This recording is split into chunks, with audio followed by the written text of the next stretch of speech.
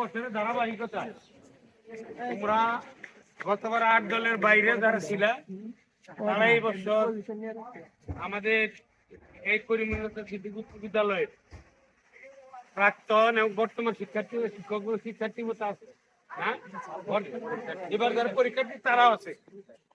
সকালে মিলে যে তোমরা যে উদ্যোগটা গ্রহণ করছো এটা আমাদের জন্য এবং তোমাদের জন্য সর্বোপরি আমাদের বিদ্যালয়ে যে প্রতিষ্ঠাতা পরিবার জনাব আব্দুল সিদ্দিকী, লালা সিদ্দিকী সহ আমরা শিক্ষক মন্ডলী এবং তোমরা তোমাদের অভিভাবক সকলের জন্য এটা একটা মানে প্রশংসিত উদ্যোগ।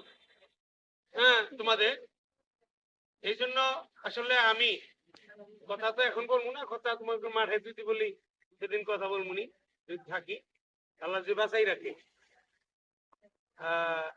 তারপরেও তোমরা যে কজন আসছো এখানে আসলেই আমরা আলমগীর প্রথম জানাইছি, আলমগীর বলার ফলেই আমি আসলে খুবই আনন্দিত হয়েছি, খুশি হয়েছি যে যাক ওরা অন্তত পার হয়ে গেলেও স্কুলকে যে মনে রাখে, স্কুলকে যে স্মরণ করে, স্কুলের প্রতি ওদের যে শ্রদ্ধা, যে সম্মান, যে ভক্তি আছে, এইটা আসলে এটা একটা ভালো দিক সকলের জন্যই।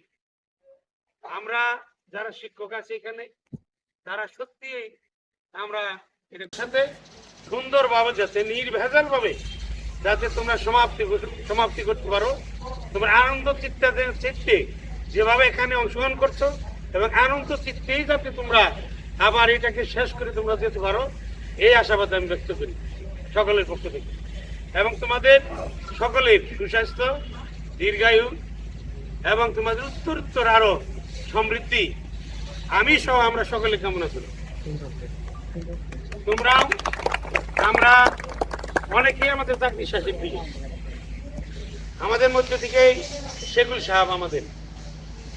সাহেব ইতিমধ্যে আমাদের মাছ থেকে চলে গেছে।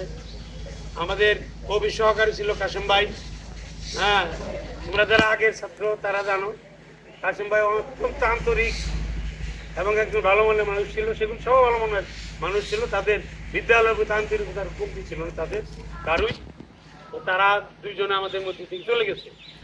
আমরা এখন যারা আছি তাদের মধ্যে থেকে অনেকেই আমরা, যেমন আমাদের দুলাল বাবু আগামী বছর তার শেষ হবে 27-এ তার শেষ, রমজান সাহেব আর আমি 28-এ।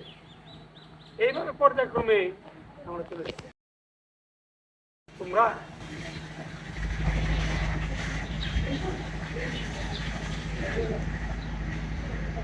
বিদ্যালয়কে এইভাবে স্কুল করে আজীবন তোমরা এটা তোমার জানো।